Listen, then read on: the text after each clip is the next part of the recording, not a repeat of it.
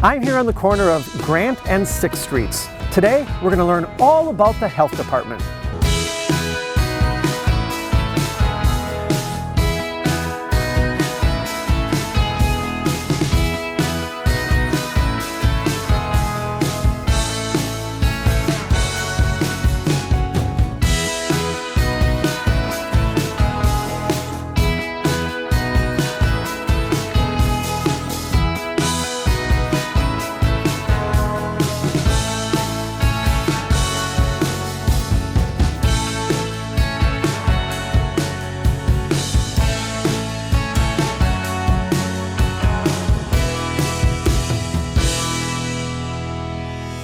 Welcome to the Mayor's Corner. I'm Mayor James Boyd. In each episode of the Mayor's Corner, we plan to take you to explore a different part of the City of De Pere as we discuss the latest happenings in our city. Plus, we'll take a behind-the-scenes look at various areas of city government.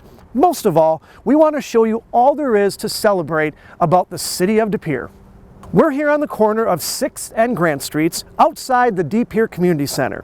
The Community Center is a multi-purpose facility with activities for all ages. Adults may come for art classes, card games, and fitness classes, while kids enjoy summer camps and learning workshops on topics like robotics and chess.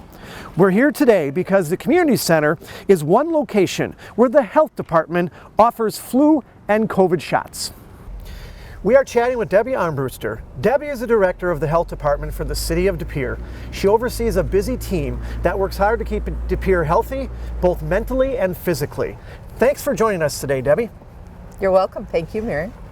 Could you please tell us about yourself and the role of the health department? Yes, thank you. I'd love to.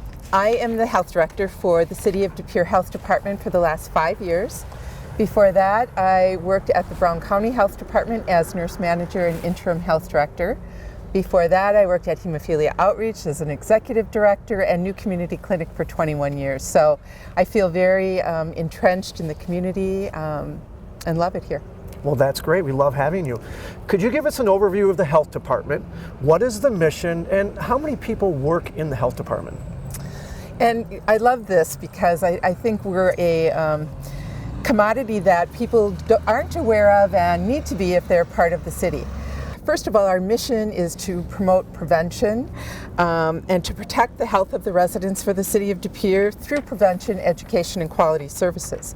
As far as our staff, we have 5 regular full-time staff. Myself as the director, we have 2 registered nurses, we have an environmental sanitarian, and we have an administrative assistant.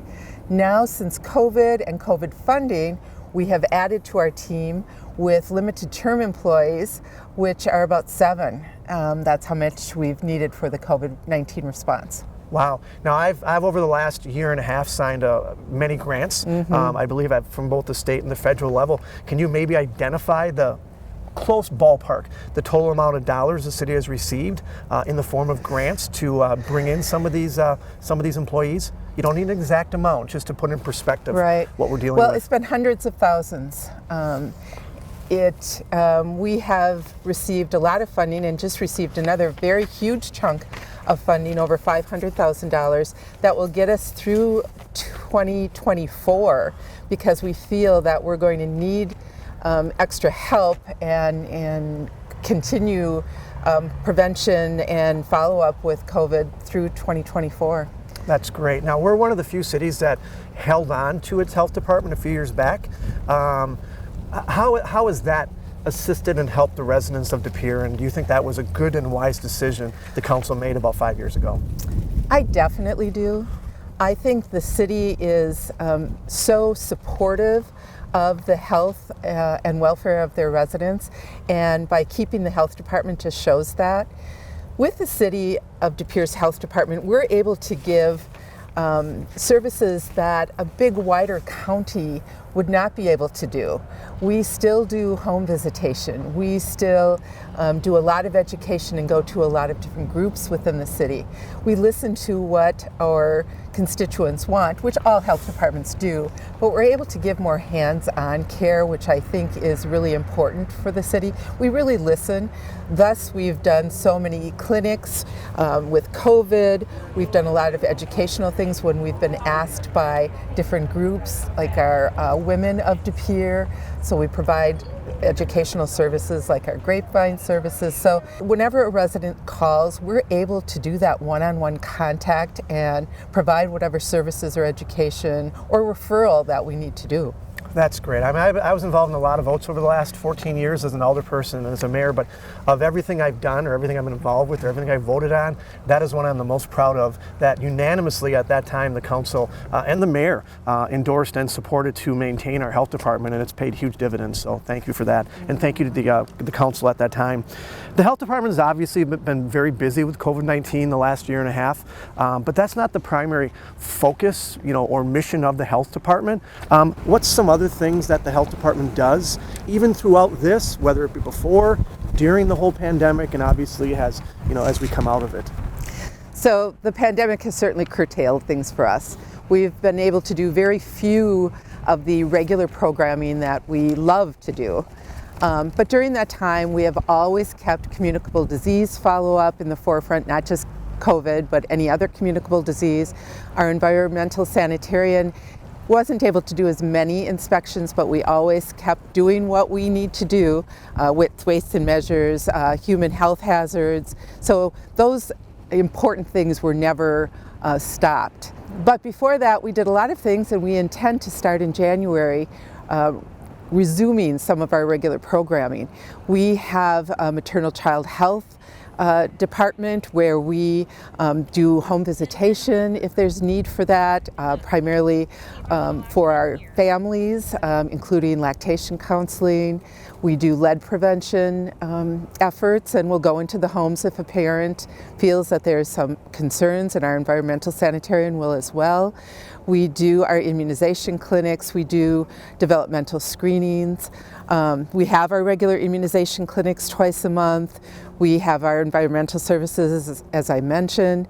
We have a preparedness program. One of our nurses is the preparedness coordinator for the City of De Pere and works very closely with emergency management to keep our city as safe as it is. And it was really helpful when COVID hit and we had some of these emergency measures in place. Well, that's great. And for the people that watch this, later on or at any time, and you hear of all the stuff the health department does, all of this stuff is on your website. It is. And they can reference it there. They can look at all the stuff that you had talked about to get more information and potentially connect with you as please well. do. Okay. What are you looking forward to for the department and how your team serves the community next year and beyond? Well, again, getting from under the COVID response, there will always be some COVID work, and that's why we have our limited term employees. But we just want to go back to being with the community. We feel isolated from the community. We haven't been able to go out and do that much. But now, as vaccine has been given, we feel more comfortable. I think our community feels more comfortable with us going out. So definitely providing the services that we have.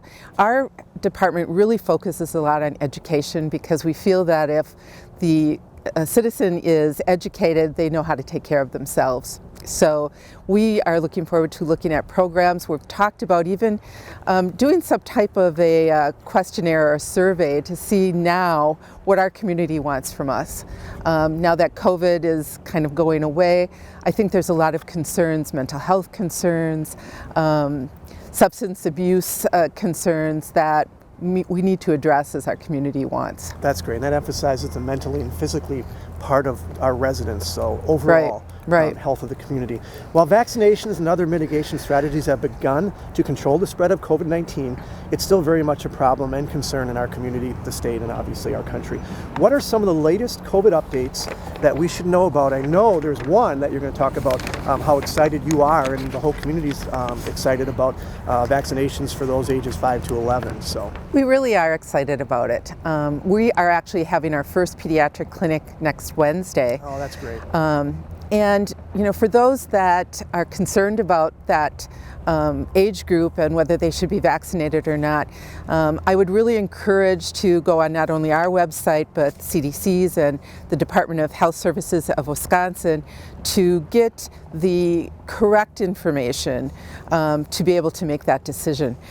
We've had 86 clinics since the vaccine came out in 86 clinics in January, yes, and we have 6 clinics planned for this following week. So we've kept pretty busy with our small And then crew. those clinics, you have Johnson & Johnson, Moderna, And Pfizer. and Pfizer offering boosters, obviously first-time doses as well, and Correct. that's still happening. Correct, and we did encouraged. do flu clinics too. And the flu clinics, yes. And we have another one Monday afternoon. So we felt that was a big need for our community, is to get vaccinations out there. That's great, and so do I, and so do most of the residents of De Pere. The health department has been holding vaccine clinics for COVID-19 and flu shots here at the community center. We stopped by a November clinic to learn more about the process. Since the beginning of the pandemic, as a health department, we've been doing COVID response activities. Last January, we were finally able to provide vaccination, and it's been very exciting for us to do so. We have this beautiful community center, so once we were able to start providing the vaccinations, we've been hosting multiple vaccination clinics at the community center and out in the community. We feel it's really important to go to where the people are. The community center is just such a wonderful place that people in the community are happy with. It's a safe, open space for us to space people apart. So coming here and providing those, we feel, is just a huge benefit to everyone. And going out to we call them pop-up clinics. We go to beer gardens, farmers market. It's getting the shots in people's arms. So we go to those places, it's convenient and people like it. Maybe they're on the fence, they're not really sure, or they don't have time, and we're there and they come and they get their vaccine. We just have had really, really positive feedback coming here to the community center and being out and about. How you can sign up is we have a website through the city website. You go to the health department, there's a vaccine page where you can go to a HIPAA compliant jot form. We have all of our available clinics on our website. And if you're somebody that struggles with technology or you're not comfortable with it, you can call our health department and we will help sign you up for an appointment. Most of our clinics are held right here at the community center. So once you get to the community center, we have you register. We have Jamie typically is who you would register with, and she'll give you information on the vaccine, information on VSafe, which is a CDC health check-in that we recommend that you sign up for, and other information about the vaccine inside your folder. When you're registering as well, we have a consent form. So we'll have you fill out that consent form. And once you're ready with all of your information, we have you go and wait. One of the nurses will come and get you when they're ready for you to come in for your vaccination. Just setting all this up for me. Right now, we are offering all of the different types of COVID vaccines. So we offer Pfizer, Moderna, and Johnson & Johnson. Some of our clinics, we offer everything. First dose appointments, boosters, and now we are also offering the pediatric vaccinations as well. Depending on what we're offering, you can find that on our website, or again, just call and we'll help you with that information. It's extremely important that people get vaccinated. The vaccine is safe, it's effective, it decreases risk of hospitalizations and death, and we have seen it. We're seeing a surge in our community right now of COVID. So the booster shots are just an added protection. And again, we really feel it's important that people come to our clinics. We have lots available and we keep adding more. And if you have questions, please call us, go to our website. We have lots of great, credible information. We are happy to answer more questions if people have them. So far to date, I just have to brag that we've had 93 clinics since the start of the vaccination clinics. We have vaccinated 4,435 people, which is a great amount of people. December 15th, we'll be hosting our 100th clinic, which we're really excited about. There are not many city health departments. We have more county health departments, so City of De Pere Health Department is the only city health department within Brown County.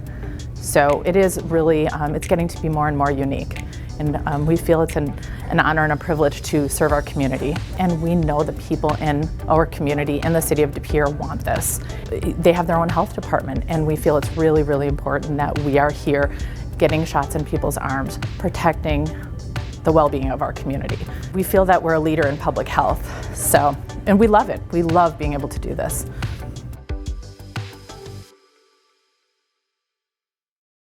So thank you, Debbie, for all your hard work, all your health department does for the community of De Pere. The citizens are incredibly grateful. I am incredibly grateful and proud of how our city, our community, our health department has reacted and responded to this pandemic. We know we're not done. We have a long ways to go. But on behalf of the City of De Pere, we want to thank you for all the hard work you have put in, your entire staff. We know it's been a thankless, it's a thankless job. You're putting in countless hours and you'll continue to do so. But thank you, thank you, thank you. Oh, you're welcome. We are very happy to do so. Great. Thank you very much, Debbie. Thank you. And now to a few city updates. The plaque honoring former Mayor Mike Walsh is officially up at the Walsh Plaza on James Street. The plaza was formally dedicated back in July, but the plaque was held up due to supply chain issues. I want to encourage you all to check out the space. There is a color-changing water wall, a wind wall, and plenty of space for people to sit and enjoy our downtown or just take a stroll. The Police and Fire Commission selected a new police chief for the City of De Pere. Captain Jeremy Moraski has been with the City of De Pere since 2019 after previously serving 21 years with the Green Bay Police Department. Captain Moraski is a decorated leader, including winning awards in 2010 for saving individuals trapped in a house fire, advancing mental health initiatives in communities, seeking out educational and training opportunities and grants for himself and others, implementing new programs for victims of domestic violence, and so much more. Captain Moraski steps into his new role with the city on December 23rd. Current Chief Derek Beiderweden is set to retire in December after 20 years of service in De Pere. If you see either of these two out in public, please offer them congratulations on their next steps. We look forward to Captain Moraski's continued leadership in our community. That's it for this episode of the Mayor's Corner. We'll see you soon with another behind-the-scenes look at the City of De Pere and all it has to offer. I am Mayor James Boyd.